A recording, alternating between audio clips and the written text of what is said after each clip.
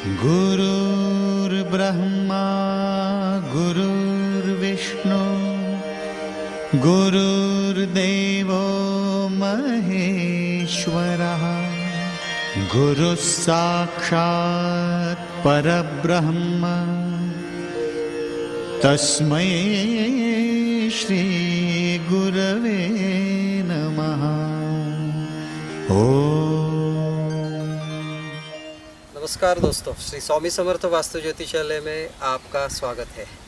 हम आज दो शुभ ग्रहों के बीच में बात करने वाले हैं।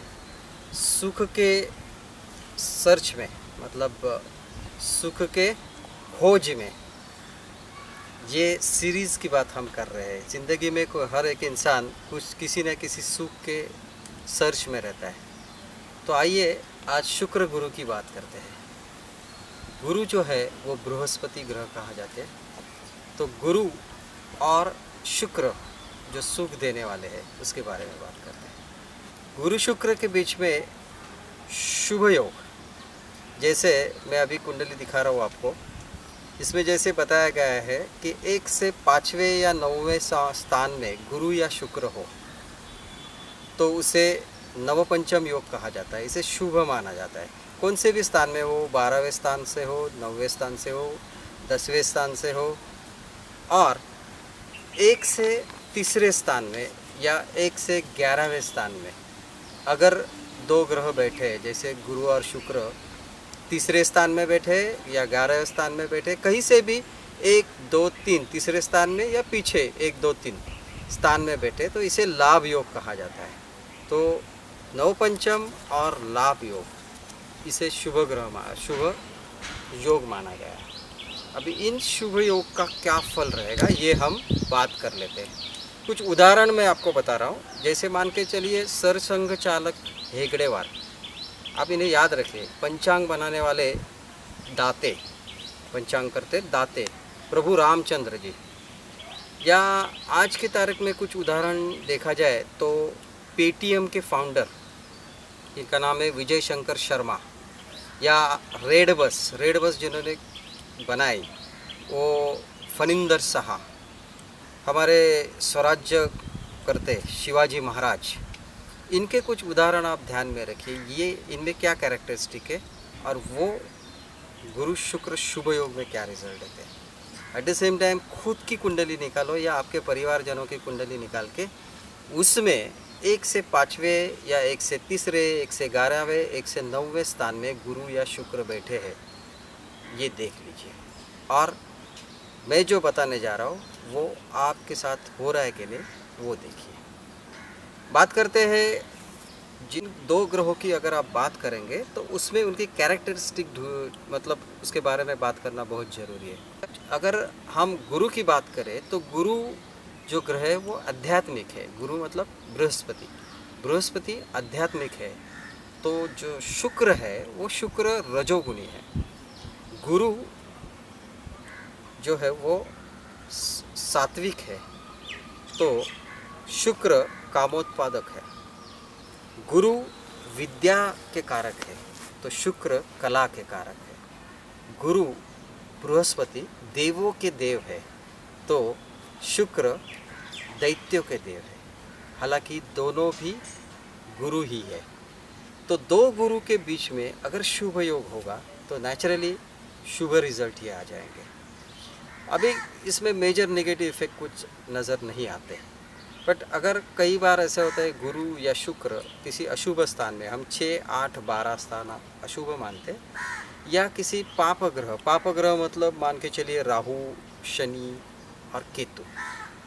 हमने इसको नाम दिया हुआ राकेश, राहु केतु शनि। अगर ये राहु केतु शनि अगर गुरु या शुक्र के साथ रहते तो कुछ नेगेटिव रिजल्ट आते। जैसे मान के चलिए ये हमेशा डोमिनेटिंग रहते हैं। अगर ये जब भी बात करेंगे ना, दूसरे की कम सुनेंगे, अपनी ज़्यादा सुनाई करेंगे, मतलब दूसरे को ज़्यादा सुनाएंगे, खुद की बात ज़्यादा करेंगे और वो जम के करेंगे। ये लोग हमेशा फ्रेश नज़र आते हैं। गुरु एनर्जी का कारक है तो शुक्र फ्रेशनेस का कारक है। तो these people are always energetic and fresh. हाँ, गुरु और शुक्र दोनों भी गुरु होते हुए इनमें एक अलग तरह की शिस्त ये शिस्त प्रिय रहते, सब पर्टिकुलर नियम लेके चलते। उससे ये मतलब इनके बिहेवियर में ही कुछ ऐसा नज़र आता है कि ये कुछ ना कुछ शेड्यूल बना के चलते हैं। हाँ, नेगेटिव व्यक्ति की मैंने ये बात की, जो इनमें ईगो आता है, बिकॉज दे आर गुरु। गुरु होने के कारण इनमें थोड़ा ईगो रहता है, बिकॉज इनमें नॉलेज रहता है। मूडी रहते हैं, चूजी रहते हैं, थोड़े से चंचल नज़र आते हैं। तो गुरु शुक्र योग में दिस सर्टन नेगेटिव जो मतलब रिजल्ट्स छोड़ के बाकी सब ज़्यादातर पॉजिटिव है। अभी शुक्र कला का कारक होते हुए इनमें बुद्धि, गुरु बुद्धि की तरह काम करता है। तो ये कला और बुद्धि का कॉम्बिनेशन रिजल्ट्स इनटू नॉवेल्स, मतलब कोई नॉवेल लिखता है, कोई एडिटर बन जाता है, कोई कविताएं लिखता है, पोएट्स राइटर, या कोई वर्तमान पत्र में लिख देता है। जो ये इस तरह की कला इनमें नज़र आती है।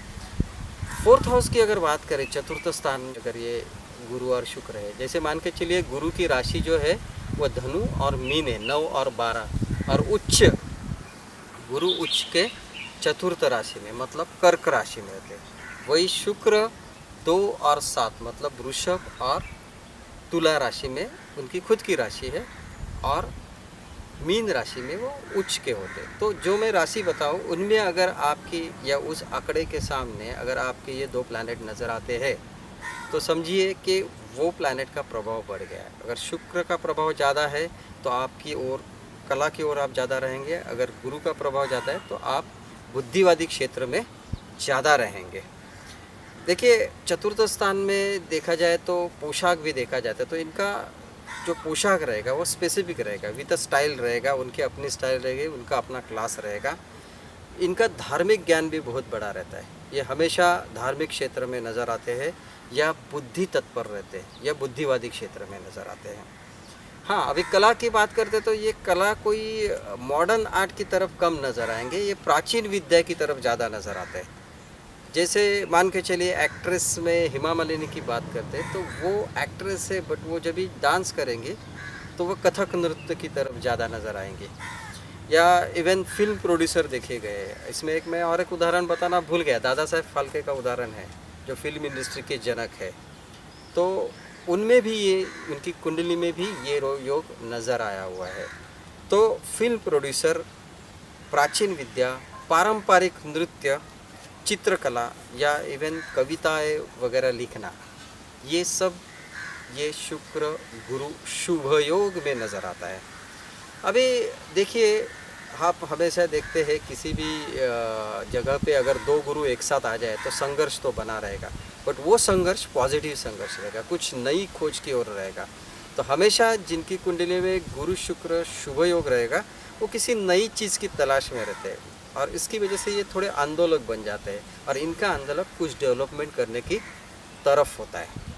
बात करते हैं 7th हाउस की। 7th हाउस में अगर ये शुक्र और गुरु के योग बनते हैं, अभी जब भी मैं जब से ये सीरीज स्टार्ट किया हूँ इसमें शुक्र की बात हम करते हैं, और शुक्र स्त्री का कारक है, शुक्र पत्नी का कारक है। तो पत्नी और स्त्री का उल्लेख जो है ये मेरे इस एपिसोड में आपको बार बार सुनाई देगा जब तक शुक्र की बात चल रही है, उसके बाद में फिर अलग रहेगा। तो शुक्र वाइफ को माना गया है। तो वाइफ अगर जिनकी कुंडली में शुक्र गुरु नवपंचम योग है या लाभ योग है, उनकी वाइफ एजुकेटेड रहेगी या उनका बड़े घर से ताल्लुक़ रहेगा। इनका विवाह के पश्चात भाग्योदय होगा, मतलब जो भी फिनेंशियल या और कुछ ग्रोथ है वो ग्रोथ हो जाती है। हाँ, अगर इसमें मैं जैसे बताया राहु केतु और शनि का संबंध आ गया या कोई हर्षल जैसे प्लैनेट का संबंध आ गया, तो पहले के ज़माने में लव मैरिज नेगेटिव माना जाता था, आज की तारीख में नहीं। तो कई बार नेगेटिव प्लैनेट से लव मैरिज जैसे राहु जैसा प्लैनेट अगर आ गया शुक्र के साथ में या गुरु के साथ में, तो लव मैरिज के रिजल्ट आ जाते हैं। बट नेगेटिव उससे भी ज़्यादा अगर बात की जाए तो एक से ज़्यादा मैरिज होना या पत्नी अपने से जल्दी गुजर जाना या मतलब पति से पहले पत्नी गुजर जाना, ये फलित देखा गया है। बट हालांकि अदरवाइज बहुत अच्छा रिजल्ट आता हुआ देखा है। 8th हाउस की बात करें तो 8th हाउस से मृत्यु स्थान या आपकी शरीर प्रतिकार शक्ति देखी जा गई है। तो इनकी शरीर रोग प्रतिकार शक्ति बहुत अच्छी रहती है, या आप कहिए इम्यून पावर बहुत अच्छी रहती है। कई बार आप देखेंगे ये रोग या इनको कोई रोग हुआ है या ये बीमार है तो ज़्यादा दिन बीमार नहीं रहते, बिकॉज ये फ्रेश रहने की जो इनकी आदत है 2-4 दिन में ठीक हो जाते। तो गुरु शुक्र या शुक्र गुरु शुभ योग है, तो हेल्थ के बारे में ज़्यादा चिंता ना करें तो अच्छा ही है। हाँ, 9th हाउस की तरफ हम जाते हैं। 9th हाउस लक का कारक है, 9th हाउस भाग्य का कारक है। 9th हाउस जो है वो अध्यात्म का कारक है, हायर एजुकेशन का कारक है। जैसे कि मैंने पहले ही बताया, ऐसे लोग हायर एजुकेटेड रहते हैं। अभी लक के साथ प्रोग्रेस, मतलब लक भी साथ देता है और प्रोग्रेस हो जाती है, या आप कहिए अपॉर्चुनिटी डेवलपिंग जो योग है वो शुक्र गुरु शुभ योग है। अगर आपकी कुंडली में ये शुक्र गुरु योग है तो आप ज़रूर चेक कीजिए कि आप लकी है और आपको अपॉर्चुनिटीज़ बार बार आएंगी। जैसे मान के चलिए एक जगह के लिए आप इंटरव्यू के लिए गए और उस टाइम आपको बताया गया आप चाहिए, आप यू आर फेल, बट पता नहीं 2-3 दिन में ऐसा क्या हो जाता है, they are again calling you, आपको बुला लेते हैं और बोलते हैं हमारी दूसरी ब्रांच चालू होगी, वहाँ पे आपको अपॉइंट किया जाता है। तो दिस इज़ व्हाट लक और अपॉर्चुनिटी डेवलपिंग योग, जो शुक्र गुरु शुभ योग है। हाँ, अभी 9th हाउस की हम बात कर रहे हैं, तो शुक्र हमेशा घूमने फिरने में या कोई निसर्ग प्रेमी जो है वो इसमें नज़र आते हैं, तो इसके लिए इनका जो घूमने फिरने में प्रवास इनको बहुत पसंद आता है। हाँ, अध्यात्म की बात करते हैं तो जिनकी कुंडली में ये शुक्र गुरु शुभ योग है वो संत या महात्मा होते हुए नज़र आते हैं या आध्यात्मिक क्षेत्र में कार्य करते हुए नज़र आते हैं। अब प्रमुख बात करते हैं ऐसे लोगों का प्रोफेशन क्या होगा, ये क्या काम धंधा करेंगे। तो काम धंधे की अगर बात करते हैं तो दोनों बृहस्पति और शुक्र गुरु होने के कारण इनका क्षेत्र टीचिंग और होता है, प्रोफेसर होते हैं, या तो ये कला के शिक्षक रहते हैं। जैसे मैंने अभी उदाहरण दिया था पंडित रविशंकर, पंडित बिस्मिल्लाह खान, ये उस चीज़ में, उस कला में माहिर है और वो पंडित हो गए। वैसे ही लाइक संपादन या किसी भी चीज़ का संपादन करना ये कोई सामान्य बात है नहीं, उसमें बुद्धि और कला दोनों का कॉम्बिनेशन रहता है। तो किसी न्यूज़पेपर के संपादक देखिए या संस्थापक फाउंडर जैसे स्वराज्य शिवाजी महाराज देखिए, जिन्होंने खुद का राज्य क्रिएट किया, स्वराज्य स्थापित किया, कि कोई किसी संस्था के, बड़े संस्था के संस्थापक ऐसे योग में नज़र आते हैं। कई ज्योतिष संशोधक या मान के चलिए कुलगुरु, डीन्स या किसी बड़ी मंदिर के ट्रस्टी इसमें नज़र आते हैं। तो और भी एक उदाहरण इसमें हम ले सकते हैं, जैसे मान के चलिए कपिल देव हो या विराट कोहली, इनके कुंडली में भी शुभ योग है। तो गुरु शुक्र शुभ योग में ऐसे लोग प्रतिभावंत खिलाड़ी तो है, लेकिन वो टीम लीडर की ओर निकल आते हैं, फाउंडर नज़र आते हैं, और इसके लिए ये लोग कैप्टन या टीम लीडर रहते हैं और मंत्री जैसे है, बिकॉज गुरु एक एडवाइज़र है और लग्जरी का उसको टोन आ गया, तो ऐसे लोग राज्य करते हुए नज़र आते हैं। लेकिन there are so many politician, उसमें से बहुत कम लोग मंत्री बने हुए नज़र आते हैं। तो सरकार में मंत्री बनना, बड़े उद्योजक, ऐसे लोगों के कुंडली में शुक्र गुरु शुभ योग नज़र आता है। अभी ये कुंडली के दर्जा के ऊपर डिपेंड है, ऐसी बात नहीं है कि सब लोग बहुत बड़े हो जाते हैं, बट सामान्य व्यक्ति की कुंडली में भी ऐसा योग आएगा तो ये लोग कोई ना कोई कला या कोई चीज़ पढ़ाते हुए नज़र आते हैं। या अभी आप एक एग्जांपल लेंगे, एक स्कूल का क्लास है और क्लास में अगर एक मॉनिटर है तो अभी 50-60 बच्चों में या लड़कों में एक मॉनिटर चुना जाता है, तो ये होता है उनमें और इसकी वजह से ही वो मॉनिटर बनते हैं। तो वही बात है, मॉनिटर बनना शायद बड़ी हो ना हो, बट उसमें वो लीडर बन के आते हैं। तो गुरु शुक्र शुभ योग में आप बहुत ही टैलेंटेड पर्सन या एक लीडर की ओर के लीडर बन के उभर आते हैं। आगे बात करते हैं कुछ प्राप्ति की। जैसे मान के चलिए ये लोगों को कुछ इच्छा है, आय इनकम चाहिए, या सामान्य जीवन में इनको शुक्र के साथ शुभ योग बनने से स्त्री वर्ग से बहुत हेल्प होती है, स्त्री वर्ग से इनको बहुत ज़्यादा फेवर मिल जाता है। हालांकि दिस पीपल, मतलब जिनके कुंडली में ये गुरु शुक्र शुभ योग है, वो लोग हेल्पिंग नेचर के होने के कारण इनकी पहचान बहुत होती है, इनको दोस्त ज़्यादा रहते हैं और उसकी वजह से बहुत पॉपुलर होते हैं। कई बार ये लोग फेमस, उनके अंदर जो कला है उसकी वजह से ये फेमस रहते हैं।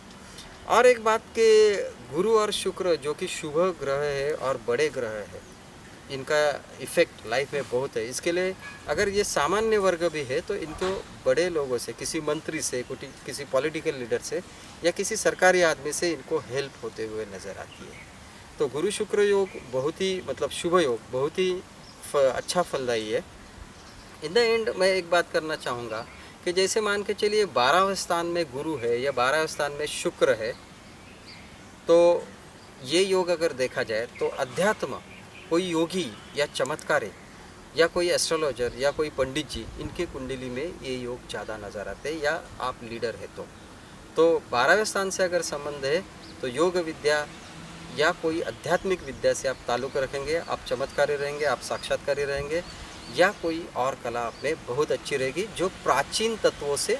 दोस्तों, अगर आपकी कुंडली में मैंने जो बताया, जैसा अच्छी इम्यून पावर, आप अगर अच्छे लीडर है, आप अगर आपके अंदर किसी कोई अच्छी कला है और उसके प्रति आप शिक्षक है, या आप में आध्यात्मिक रुचि है, या फाउंडर जैसे नज़र आते हैं, तो ये योग आपके कुंडली में या आपके परिजनों में है कि नहीं, ये ढूंढिए और मुझे ज़रूर अवश्य बताइए। मेरा ये वीडियो अगर आपको अच्छा लगा हो तो please do not forget to like, share and subscribe. धन्यवाद।